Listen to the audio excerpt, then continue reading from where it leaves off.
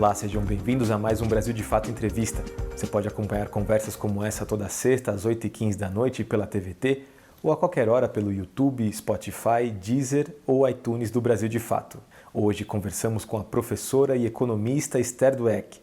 Na entrevista, ela fala sobre os 4 anos de teto de gastos que segue engessando o orçamento público e impedindo investimentos cada vez mais necessários em tempos de pandemia. Também comenta sobre os impactos para a população brasileira e a política econômica do governo Bolsonaro, que prioriza os mais ricos e a concentração de renda no país. Confira. O teto de gasto nada mais é do que uma medida de tentar destruir a Constituição, de botar, a gente chama um cavalo de Troia dentro, né? Porque na época que foi aprovado, quem quiser procurar lá os discursos, os relatores falavam eles estavam simplesmente melhorando a Constituição, iam botar uma coisa ali para garantir que o governo elegesse prioridades, né, que não estava cortando nenhum gasto. Efetivamente, o reequilíbrio das contas vai gerar um crescimento rápido do Brasil, uma redução do desemprego, isso vai atender basicamente as pessoas que mais precisam. Era tudo mentira, a gente dizia, olha, isso é mentira, está cortando gasto. Foi muito nítido, né? Então depois veio a reforma da Previdência, a reforma trabalhista, aí você vai fazendo as reformas, e aí agora eles querem reforma administrativa, e aí construir um Estado que ele não gera, na verdade, ele não beneficia ninguém, na verdade, né? Ou não beneficia quase ninguém. Beneficia uma parcela muito pequena da população, né? Provavelmente não é nem 1% mais rico, talvez seja o 0,3%, 0,1%, que no Brasil a renda é tão concentrada. Os mais ricos aqui são 0, alguma coisa da população, não é nem 1% da população. O teto de gasto não só botou, né, aquele teto declinante para as despesas federais, como ele reduziu os pisos, né, mínimos de saúde e educação, que antes estavam vinculados à arrecadação federal, né, e passaram a ser corrigidos apenas pela inflação. E a gente tem dados que mostram que ano a ano, né, desde o início da emenda, né, não no primeiro ano, porque para aprovar a emenda eles fizeram um jogo puramente... né, que a gente sabia que era um jogo, de falar, não, no primeiro ano a gente vai gastar com saúde e educação exatamente, vai manter os pisos anteriores, não vai mexer, mas depois de 18, 19, né, e até em 2020, pré-pandemia, no caso da saúde, a gente tem, né, dados que mostram que a saúde teria perdido mais de 22 bilhões do seu orçamento, comparado ao que seria o mínimo anterior, e a educação, que estava acima do mínimo, vem sendo reduzida. Então, a educação sai de um patamar aí de 26% das receitas líquidas de impostos e chegou a um patamar de 19%, onde o mínimo anterior era 18%. Para o orçamento de 2021, passa desse mínimo, né, vai abaixo de 18%, provavelmente, e a gente vai ter um orçamento para a educação em 2021, pelo menos é o que está proposto pelo governo, de um valor absurdo, né, que não dá para garantir o mínimo de continuidade de programas no âmbito da educação básica e também da educação superior. Na saúde, a mesma coisa, né? E aí, acho que uma outra área, né, foi muito, muito afetada, que tem a ver com a pandemia, além da saúde, foi a área de ciência e tecnologia. Eu fiz uns cálculos e de 16 até 19, a área de ciência e tecnologia, na parte que exceto o pessoal, né, exceto as pessoas que são dessa área, a parte discricionária teve uma perda de 38% do seu orçamento. Para o ano que vem, o orçamento do CNPq, por exemplo, está super minguado, né? O CNPq é um dos principais órgãos aí do Ministério de Ciência e Tecnologia, um dos principais fontes aí da área de ciência e tecnologia. Né? Então, você tem outras áreas que praticamente desapareceram do orçamento. A área de habitação está desaparecendo, a área de cultura está desaparecendo, né? A área de direitos humanos, né, no sentido mais estrito, né, que eram os próprios ministérios da área de direitos humanos, de combate ao racismo, defesa das mulheres, né? Isso tudo está sumindo do orçamento. Então, a gente tem um orçamento que foi super minguado, nos deixou super fragilizado para o início da pandemia. E durante a pandemia, se utilizou uma única, na verdade não é a única, mas é uma das principais cláusulas de escape que tinha na Emenda Constitucional 95, que é uma cláusula de escape tão ruim que ela só serve para uma situação completamente absurda como a gente está vivendo agora. Ela não serviria se a economia simplesmente estivesse na situação que estava antes, pré-pandemia, 17, 18, 19, de um baixo crescimento. A gente vinha de um baixo crescimento, uma economia com desemprego muito alto, e a Emenda Constitucional 95 mandava o governo continuar cortando gastos, né? Não podia fazer nenhum tipo de incentivo.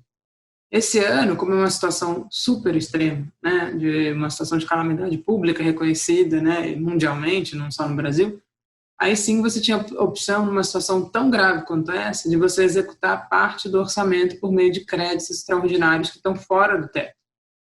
E é o que o governo está fazendo esse ano. Com isso, a gente conseguiu ter o auxílio emergencial, conseguiu ter aquele benefício para os trabalhadores formais, conseguiu pagar os estados e municípios, né, além de repor os fundos de participação, o governo pôde fazer um repasse extra para compensar a queda de arrecadação que eles estão tendo. Né? Então, você conseguiu fazer alguns planos de incentivo mínimo para as empresas, né, mas foi muito pouco no caso disso do orçamento, mas porque todas essas despesas estão sendo executadas extra-teto.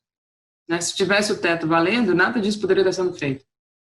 Mas as áreas que não são diretamente ligadas à pandemia não tiveram nenhum aumento de recursos esse ano, ao contrário. Né? Então, a própria área da educação, as universidades elas receberam dinheiro para os hospitais. Mas, por exemplo, a compra de chips, que foi uma coisa super relevante para o ensino remoto, isso teve que ser por dentro do orçamento da universidade, que estava super minguado.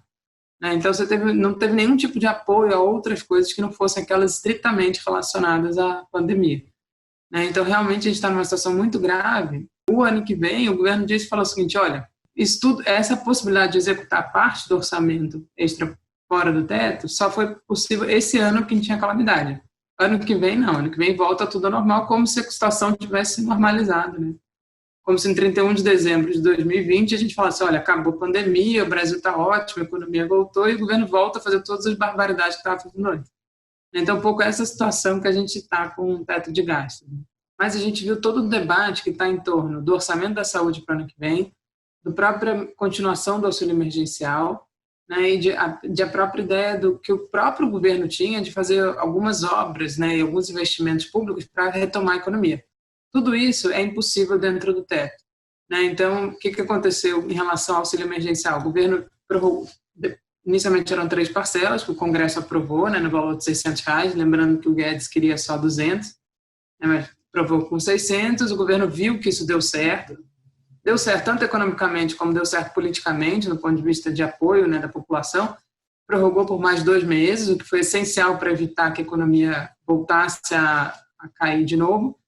E depois, como isso mostrou que o governo tinha dinheiro, que o governo não estava quebrado, que o governo tinha capacidade total de fazer frente a uma situação como essa, eles voltaram a dizer, não temos dinheiro, vamos diminuir o auxílio por mais 4 meses por só R$300. Não, e a gente está vendo, né, tem uma pressão enorme de que isso não seja feito, que volte R$600, dado que, como você falou, a gente não tem noção de quando a pandemia vai acabar. A gente ainda tem muitas pessoas que precisam ficar em casa, inclusive muitas pessoas que estão sem emprego, mas não estão procurando emprego porque tem o auxílio, o que é bom, porque as pessoas têm que ficar mais em casa, elas estão evitando, né, se expor nesse momento da pandemia. E, mais do que isso, é uma coisa que tem feito o desemprego não aumentar tanto. Né? A gente teve muita gente que saiu do mercado de trabalho, conseguiu o auxílio, então, portanto, está com renda, está conseguindo manter o mínimo, né, de alimentação para sua família, o mínimo, né, que é o que esse auxílio permite, e estão aguardando o momento que a economia volte, né, para, de fato, poder procurar emprego e poder voltar a ter uma vida mais normal. Mas o governo está trabalhando como se isso fosse acontecer no dia 31 de dezembro, né, como se isso tudo fosse se resolver. Na área da saúde, né, vai ser um tombo de mais de 35 bilhões do orçamento desse ano, como se todos os leitos que foram abertos esse ano não fossem funcionar ano que vem. Né? A saúde teve um incremento de orçamento que era para ter novos leitos, poder manter isso, fazer as pesquisas necessárias, uma série de coisas da área de saúde. O governo falou, não, ano que vem volta o orçamento mais baixo do que esse ano, né, inicial. É uma lástima do ponto de vista do que significa isso. Fora, sem falar nas outras áreas de educação, na área de investimentos, que o governo tentou tentar fazer um plano de investimentos para recuperar a economia, não tem nenhum espaço para isso. Na verdade, o investimento de 2021 no orçamento está menor do que o inicial de 2020. Então, assim, essa é a lógica né? E aí, quando a gente pensa no médio prazo, né, pensa como estava a economia brasileira antes da pandemia. Né? A gente teve uma crise em 2015, 2016, e aí, né, durante a crise, se faz essa emenda, que é uma emenda que impede que o governo atue para tirar a economia da crise. Né? Contrariando tudo que estava sendo discutido fora do Brasil, de que você precisava de mais política fiscal, do governo entrar mais, do governo atuar mais para tirar a economia do buraco. E aí a gente vinha crescendo naquele 1% ao ano em 17, 18 e 19, que não tinha nos permitido nem retomar o nível de produção de 2014. E aí a gente entra num ano como esse, já fragilizado, a economia já vinha desacelerando, independente da pandemia, né? Os dados pré-pandemia já mostram isso, que o último trimestre de 2019 e os primeiros meses de 2020 já eram meses de desaceleração. Então, a gente possivelmente teria um ano pior do que o ano passado, esse ano, independente da pandemia. E tudo indica que, com a pandemia, a gente vai ter uma queda aí de uns 5% a 6% esse ano. E aí, o ano que vem, que o governo fala, não vou fazer nada, vou deixar a economia. Qual é o cenário, né, com base nisso? Né? Um cenário de altíssimo desemprego. Então, todas as pessoas que não estão hoje consideradas desempregadas porque não estão procurando emprego, ao terminar o auxílio, vão ter que procurar emprego, então não vão ter como sobreviver. Então, altíssimo desemprego, uma economia estagnada, possivelmente até revertendo a queda, né? Tendo uma nova queda por conta de cortes de estímulos que estão sendo dados agora. Né? O que nos aponta, e um pouco a combinação de políticas, né, que vem nesse pacote, é o governo deixa de fazer o seu papel do ponto de vista de estimular a economia e, ao mesmo tempo, faz um monte de medidas que são super destruidoras, né, de um projeto de desenvolvimento. Então, quais são as propostas que estão como, né, você não aumenta os gastos por conta do teto e, ao mesmo tempo, faz privatização de empresas.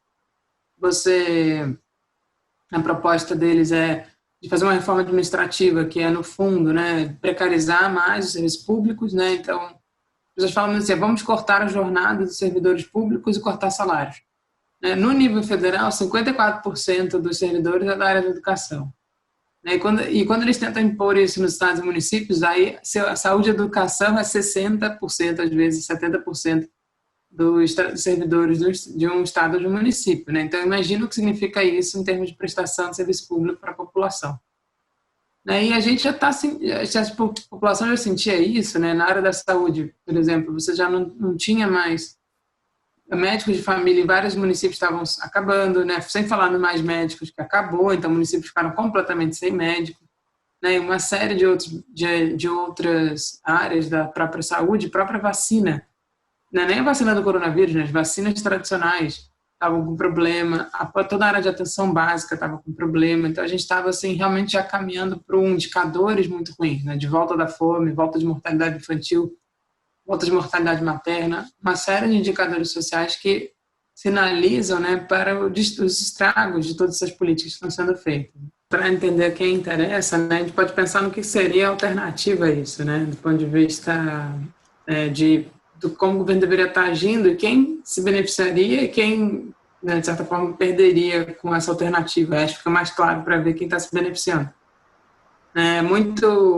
E aí acho que tem um economista que eu gosto muito, né, que ele falava o seguinte, ele chamava de aspectos políticos do pleno emprego. Então, assim, os empresários, né, enfim, eles ganham quando o governo estimula a economia, quando isso estimula a geração de emprego, porque vai estimular também a demanda pelos produtos deles e vai gerar toda uma economia positiva, supostamente, para todo mundo. Mas isso muda a correlação de forças numa economia. Né? Isso muda quem tem poder quando você está numa economia onde os trabalhadores estão empregados, onde você tem mais, né, que era um pouco o que a gente estava vivendo ali em 2013, que as pessoas podiam sair de um trabalho para o outro com uma certa facilidade. A gente começou a discutir que faltavam engenheiros no Brasil, porque a gente estava com um nível, né, de demanda por engenheiros muito alto. E aí, para mim, é muito nítido que ali, a partir de 2013, 2014, a gente tem um rompimento, né, de um pacto social, que era o pacto social que estava presente na Constituição de 88. É um pacto social de você montar no Brasil um estado de bem-estar social, que esse estado de bem-estar social fosse financiado por impostos, que esses impostos fossem cobrados dos mais ricos, né? Não foi isso que aconteceu, na verdade. A gente teve a Constituição foi parcialmente implementada, né? Pelo lado das despesas públicas, ela estava sendo implementada aos poucos. Aí, se a gente somar todo o processo de criação de uma série de benefícios sociais com a valorização do salário mínimo, né, isso gerou um potencial enorme de redistribuição de renda no Brasil e de estímulo à economia, inclusive economias locais. Né? Vários municípios brasileiros foram estimulados nesse período de crescimento das transferências, junto com o crescimento do salário mínimo, né? E, ao mesmo tempo, esse baixo desemprego, isso vai gerando um aumento do poder de barganha dos trabalhadores. Né? E ali, em 2013, começa essa tensão. E aí, qual seria a alternativa ali? A alternativa ali era você complementar o estado de bem-estar social, que seria fazer o quê? mudar a nossa estrutura tributária, né? Cobrar dos impostos mais ricos, né? Você fazer com que os mais ricos no Brasil paguem efetivamente impostos, né? Porque, na verdade, desde 95 houve uma mudança na estrutura tributária que desonerou muito as pessoas mais ricas, né? Então, quem ganha renda por meio de lucros, né, de empresas ou dividendos pagos por empresas não pagam nenhum imposto de renda, enquanto os assalariados brasileiros, que estão acima de um determinado nível, todos eles pagam imposto descontado na fonte, na maior parte das vezes. Né? Desafiar algum, porque você está aumentando o poder de barganha dos trabalhadores, mudando a estrutura tributária em direção à taxação. Desde então, têm sido feitas medidas nessas de destruição da Constituição. Então, o teto de gasto nada mais é uma medida de tentar destruir a Constituição, de botar, a gente chama um cavalo de Troia dentro, né? Porque na época que foi aprovada, quem quiser procurar lá os discursos, os relatores falavam que era só eles estavam simplesmente melhorando a Constituição, iam botar uma coisa ali para garantir que o governo elegesse prioridades, né? Que não estava cortando nenhum gasto, que era tudo mentira. A gente dizia, olha, isso é mentira, está cortando gasto. Está cortando gasto exclusivo na área de saúde e educação, eles falam que não, de jeito nenhum, que não estavam cortando nenhum gasto na área de saúde e educação, né? E, aos poucos, eles vão fazendo assim, para cumprir o teto tem que fazer tal reforma, para cumprir o teto tem que fazer tal reforma, né? E aí eu acho que foi muito nítido, né? Então, depois veio a reforma de Previdência, a reforma trabalhista, né? Você vai fazendo as reformas, e aí agora eles querem reforma administrativa, e as reformas são todas de reforma no setor dos bancos, querem reduzir os bancos públicos, reduzir a Petrobras, reduzir todos os instrumentos do Estado, né? E aí construir um Estado que ele não gera, na verdade, ele não beneficia ninguém, na verdade, né? Ou não beneficia quase ninguém. Beneficia uma parcela muito pequena da população, né? Provavelmente não é nem 1% mais rico, talvez seja o 0,3%, 0,1%, que no Brasil a renda é tão concentrada. Os mais ricos aqui são 0, alguma coisa da população, não é nem 1% da população. Né? E, obviamente, é um projeto que só beneficia eles, porque eles, na verdade, montam isso e, o que é pior, todas as políticas mantêm a economia em recessão e eles usam um discurso seguinte, olha, a próxima reforma vai fazer a economia crescer.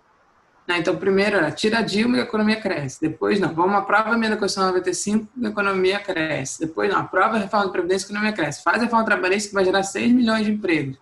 Agora é a reforma administrativa, aquelas PECs do ano passado do Guedes, né? E aquelas PECs de novembro de 2019 que o Guedes mandou, elas foram muito nítidas. Aí, nesse caso, ele não escondeu o objetivo, né? Eles estavam mexendo, entre outras coisas, no artigo 6º da Constituição, no artigo sobre direitos sociais. Né? Quando ele fala de furar o piso, quebrar o piso, é isso. Né? Tirar o mínimo de garantia de transferência de renda, de políticas sociais e de serviços públicos para a população. Né? Um pouco esse é o objetivo dessas mudanças. Né? Quando o governo fala assim, eu quero uma CPMF, né? Então, o Guedes quer fazer uma CPMF e ele quer uma reforma tributária, que é uma reforma tributária muito marginal, né? Que não tem nenhum tipo de mudança na estrutura tributária. É uma reforma marginal, mais marginal ainda do que estava proposto no Congresso, pelo menos organizava todos os impostos indiretos, né? Os impostos cobrados sobre bens e serviços que os mais pobres pagam proporcionalmente mais, né? O que o governo propôs é um negócio mais marginal, só ligado aos impostos federais, muito curto, que não muda em nada, e na verdade onera setores que são importantes, como o caso dos livros, né? Foi muito discutido isso, que oneraria a produção de livros no Brasil. E aí, na verdade, essa era um pouco entre outros setores que seriam prejudicados, e eles, na verdade, não estão fazendo nenhum tipo de mudança relevante, né? E aí ele fala assim, mas eu quero essa CPMF. Para que ele quer essa CPMF? Não é para gastar mais. É uma mentira, porque com teto de gasto você não pode gastar um centavo a mais, na verdade você tem que cortar gastos. E ele quer simplesmente para mudar o resultado fiscal, né? Reduzir o déficit primário, para ter mais dinheiro para pagar juros da dívida.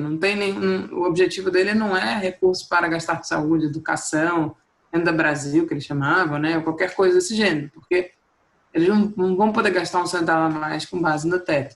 A ideia de uma reforma tributária, como, né, tem sido proposto pela oposição, né, e tem um projeto de reforma tributária solidária, e tem o mais recente, que é taxar os mais ricos para o Brasil sair da crise, uma coisa assim, se eu não me engano, são todos projetos que pressupõem que você retire o teto de gastos, né, que faça combinado. Você faz uma reforma tributária, cobra taxas mais ricos e, ao mesmo tempo, tira o teto de gastos para que o governo pegue esse recurso e gaste transferindo para a população mais pobre, né? Ou pelo menos para 99% da população, não é só os mais pobres, é 99% da população. Então, um pouco essa mudança precisava ser feita em conjunto. Primeiro, precisa de apoio popular para derrubar do teto, né? E precisa de muita pressão. A gente precisa criar uma maioria aí para derrubar do teto. Na época da aprovação, né, no fundo, quando ficou mais claro para as pessoas o que estava sendo feito, saiu uma pesquisa na época que as pessoas eram contra esse tipo de política que corte gastos sociais, né? Mas como nunca as pessoas entenderam que isso é o que estava sendo feito, a reação não foi tão grande, foi naquele ano super conturbado, o ano do impeachment, etc. Então não foi foi fácil para eles passarem essa proposta. Mas hoje a gente precisa reverter e para isso precisa de mais maioria. Então, a primeira coisa, a gente precisa convencer a população de que isso é um problema grave, que elas estão sendo diretamente afetadas no seu dia a dia, né? Desde quando ela não consegue uma agência do INSS, né, aquelas filas que voltaram a acontecer, quando ela não consegue um posto de saúde, né, isso tudo tem a ver com teto de gastos. Né? E aí, quais são os caminhos hoje postos? Né? Tem um caminho que é pelo Supremo, porque há vários juristas que mostram que a emenda constitucional 95 é inconstitucional, né? Apesar de ser uma mudança na Constituição, ela fere o que a gente chama, né, das garantias fundamentais, né, dos preceitos fundamentais da Constituição. Então, tem vários juristas que fazem isso, então tem várias ações diretas de inconstitucionalidade no Supremo mostrando que a emenda é inconstitucional. Né? Então, caberia um julgamento do Supremo e seria um caminho mais fácil. Esse é um caminho que a gente nunca acreditou tanto, dada a composição do Supremo, mas com a pandemia, minimamente se abalou, embora isso não seja uma pauta prioritária do Supremo. Dado que o governo conseguiu contornar, conseguiu gastar mais, acho que talvez ano que vem, quando volte todo valer, talvez fique mais nítido os problemas, né? Mas teremos que aguardar essa linha aí. A outra linha seria a linha pela mudança constitucional, né? Que seria uma linha que é ideal, né? Também, no sentido de fazer uma mudança que fosse para sempre, né? Mas, infelizmente, tudo caminha para uma terceira linha que é a pior de todas, que é a linha de uma flexibilização parcial com, a gente foi falando, criar uma gambiarra, né? Então, o governo vai e cria um negócio, eu vou criar isso aqui fica fora do teto, eu vou criar isso aqui, fica fora do teto, e aí o governo ganha um poder de dizer o que ele quer e o que ele não quer fazer. E ele pode, por exemplo, esse ano, né, até saiu uma reportagem semana passada, essa semana ou semana passada, que, por exemplo, as áreas que têm muito poder, que é o Judiciário, o Ministério Público, conseguiram esse ano ter um aumento do seu teto, né, por um entendimento do próprio Tribunal de Contas da União. Então, assim, né, e aí as áreas que têm poder, elas conseguem essas gambiarras, né, e outras não, e o governo vai elegendo e você não faz a mudança. Então, e aí, num próximo governo, se ele não tiver condições de mexer no Congresso, o teto se mantém, ele é obrigado a cumprir, e cada ano que passa, isso tende a ficar mais impossível e gerando mais cortes. Né? Eu fiz uma estimativa que em 2022 o espaço para despesa discricionária é zero. E discricionária é isso, é água, luz, combustível, são coisas básicas para o funcionamento do governo. Então, realmente, assim, é uma situação gravíssima. Tem um grupo muito grande de entidades, né, da sociedade civil que tem feito um trabalho muito bacana de pressão. Né? Vai ter uma campanha agora, dia 5 de outubro, na semana do dia 5 de outubro, muito importante, né, de mostrar os problemas em diversas áreas. Né? Então, a gente tem feito esse trabalho muito, muito forte. E eu acho que esse é um pouco o caminho, né? Você tentar ir conscientizando as pessoas e demonstrando os efeitos que vai ter. A gente fez um documento para o Supremo mostrando todos os problemas do teto de gastos. Acho que o documento ficou bem interessante, está disponível na internet para quem quiser ver. Eu acho que tem um monte de material e a gente precisa que esses materiais sejam mais divulgados e que a gente consiga fazer maior pressão. Mas aí acho que é central. Os partidos de esquerda conhecem essa discussão, né? Os partidos da oposição conhecem. Alguns deles têm priorizado essa luta, né? Acho que agora tem uma discussão de propor uma PEC de revogação da emenda constitucional 95, que é muito importante. Acho que tem também um trabalho bem interessante da sociedade civil, né? E de vários movimentos sociais que estão nesse grupo, né? E outros que estão fora. Então, acho que é o caminho mesmo para a gente ir pressionando, mas precisa. Mesmo os grupos da sociedade civil, né, mesmo partidos de oposição, a gente sabe que a gente nem tem conseguido chegar à maioria da população. né? Então, acho que a gente ainda precisa de um trabalho aí mais de comunicação, de formiguinha, de conseguir conscientizar as pessoas e criar de novo uma maioria em defesa aí dos direitos sociais. Você acabou de acompanhar a entrevista com a professora e economista Esther Dweck. Confira mais entrevistas como essa pelo YouTube, Spotify, Deezer ou iTunes do Brasil de Fato, ou toda sexta às 8h15 da noite na TVT. Nos vemos na semana que vem.